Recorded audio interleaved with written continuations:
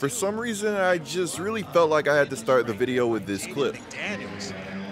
Foul on Westbrook. McDaniels, third year out of Washington. Go to the line to try to complete the three-point play. In this clip, you can see Patrick Beverley really trying to rally everybody together, and then you see Russell Westbrook kind of just doing his own thing in his own zone. Now, some people say that Westbrook was trying to talk with the ref or something like that, and this was just an opportunistic shot. Others think that this was just straight up what it was at face value.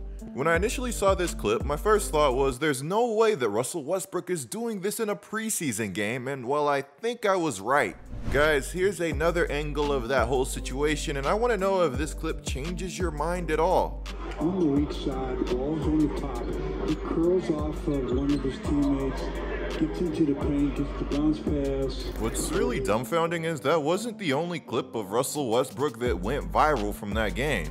Yesterday, The Athletic tweeted out that Russell Westbrook appeared to stand off to the side during the Lakers pregame huddle on Wednesday against the Timberwolves. Yet again, this would seem as another opportunistic clip because if you literally check out the start of the video, Russ is with his teammates. Let me know what you guys think of these clips in the comments below.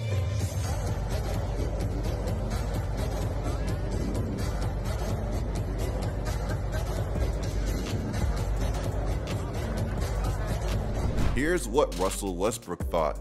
Yeah, it's really weird, man. Pre-game, I've been doing that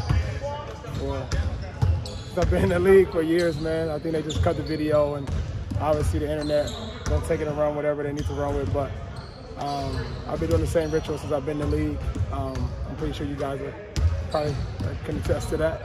But as far as the other video, I was actually talking to the coaches, and they cut that video in half as well. I was talking to the coaches about a missed coverage, so you know, I don't pay no mind to it, man. It's honestly, I'm just trying to compete and do my job. Everything, videos and getting nitpicked. You can cut any video and make anything you want out of it. It's not up to me to be able to judge that. I know I'm a genuine team player, and I never had a problem being with my teammates, and I'm gonna continue to do what I've been doing. We have seen Toxic Russ before, and he did have a bad game, but I don't think he's necessarily going to be Toxic Russ in the preseason. Of course, that's just my opinion. Now, before I completely move past this situation, I have to give it to Pat Bev. He's not perfect, he has his faults, but he's also been trying to make whatever is going down in LA work. To me, it's pretty clear that if the Lakers are going to be good this season, it's going to take commitment and sacrifices from everybody on the team. It's easy to point the finger at just Russell Westbrook, but like I said, we're going to need sacrifices from everybody. For Anthony Davis, this sacrifice simply looks like playing the 5. Anthony Davis playing the 5 has been a hot topic for a minute now. The Lakers are undoubtedly better with Anthony Davis at the 5. According to ESPN, the Lakers are plus 257 plus minus with AD manning that 5 position. When AD was asked about how he felt about potentially starting at the 5, he said, "I trust the coach's decision. I mean, I'm pretty sure he heard AD wants to play the 4, so he knows where I stand, but at the end of the day, I want to win, so if that's me playing the 5, that's what it's got to be." What's pretty funny about this is that there's literally a 5 on the trade block right now who's been there for what feels like a decade that has the ability to stretch the floor while also being a big-time rim protector. The good news here is that if you don't know who I'm talking about, we'll get to that shortly, and also, though AD may not want to play the 5, he will, and he'll do so while having complete confidence in Coach Ham. When AD was asked about Ham's system, he said that Ham allows us to play freely on the offensive side, but also demands a certain level defensively. The flow we have offensively and freedom we have is second to none. Guys get to play, and when you're free to play on the offensive end, you kind of go harder on the defensive end.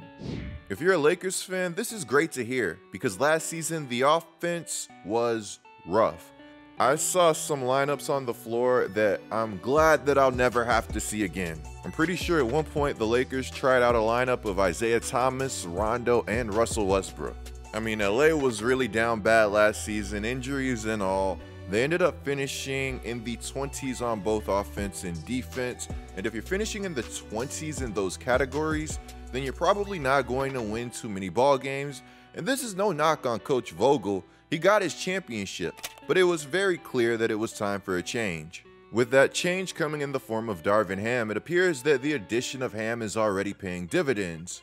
Apparently, Ham was a major reason that the Lakers were able to get Schroeder. To quote Schroeder, "Been with Ham since 2013 when I got drafted in Atlanta, and he's been nothing but great to me, learning from him, over the years, staying in touch. He had camps in Germany where I came through to support him, so I call him family and he knows that, so whatever it takes to win a ball game, I'm doing it." Now don't get me wrong guys, Ham seems like a solid coach, at least thus far, but at the end of the day, Ham's coaching will only go as far as the roster lets it, which brings us to the next topic. What can Ham realistically get out of Westbrook, and is this experiment even worth it at this point? In the comments below, I would like to know your reply to those questions. Now, to continue my thought, the Lakers seem content to make things work with Westbrook for one reason and one reason only, and that's because they don't want to come off of multiple first-round picks. The Lakers not wanting to get off their picks can seem a little weird at face value, but I do understand. On one hand, you have LeBron James still looking like LeBron James, and you also have this monstrous talent in Anthony Davis that flashes MVP potential, and you don't want to waste any of that. On the other hand, you're sort of just tired of giving up all these assets, and you're also tired of teams trying to take advantage of you. Let's be real. The Pacers can have a successful season this year. I think they can be a dark horse to make the play-in tournament. Am I saying that they'll do it? No. I'm saying that I like some of their talent on the roster. Mathurin looks like he could be a Rookie of the Year candidate. Halliburton is going to be in the most improved conversation. Like I said, let's be real. There's a chance that the Pacers are better than some people think. But there's also a chance that they're just not that good, or that they saw that G League Ignite game and they know what's at stake. The secret's out about Wembanyama, and it's truly been out for a while. The fun thing is, if you take Wemby out of this class, it's still stacked. When I look at 2023 NBA mock drafts, I see more than just a few players with the potential to change franchises. Which brings us back to our expansion discussion, but that's a topic for another video also. Guys, some of the players in that 2023 draft class will drop your jaw. What I'm trying to say is, don't be surprised if mid-season all of a sudden the price on Turner drops, or he's able to find his way to LA after this season. I think near this trade deadline, we're going to see a massive sell-off. Hopefully the Lakers know that, and that's where their mindset is. If you guys couldn't tell, I'm trying to give them the benefit of the doubt in this situation, which has been very hard to do, especially when they're doing things like prematurely extending Rob Pelinka.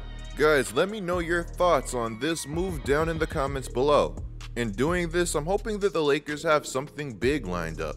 Surely Pelinka doesn't get extended and Bron doesn't re-sign any other way, right? While Bron has applied no pressure for Miles Turner or Buddy Hield, I'm honestly sure that he wouldn't mind the help. I know you guys have heard this one before, but apparently the deal for Miles Turner and Buddy Hield not happening falls squarely on the Lakers' shoulders. To quote Zach Lowe, "My best intel right now is if the Lakers called Indiana and said both unprotected picks are available, the Pacers would do that deal." The Lakers operate very interestingly. Apparently, according to The Athletic, all of the Lakers stakeholders were involved in their decision to not move those picks at this moment, including Coach Darvin Ham, team leadership Jeanie, Joey, and Jesse Buss, as well as General Manager Rob Pelinka, among others. They wanted it to be a consensus if they executed the trade. I wonder who said yes and who said no in this situation, or if everybody was just against the move. Remember guys, Buddy Hield, ironically, was very close to becoming a Los Angeles Laker at one point. That deal was virtually done. Kyle Kuzma thought that he was going to be a Sacramento King. And then of course, the Los Angeles Lakers ended up trading for Russell Westbrook, who unfortunately has just not been the right fit for what this team needs. Now when it comes to the Turner and Hield trade, apparently there are some concerns that go deeper than just the draft picks. To quote The Athletic, the concern with Turner is regarding his status as a pending free agent, as well as the question of whether they want three front court players, LeBron James, AD, and Turner, atop of their payroll in a perimeter-oriented league.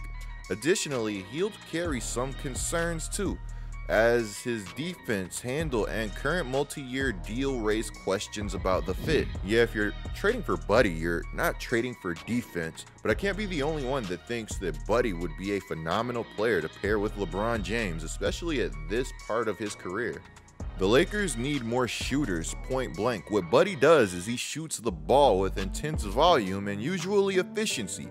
For his career, he takes nearly 8 threes a game, and he averages almost 40% on those threes. That's not too bad.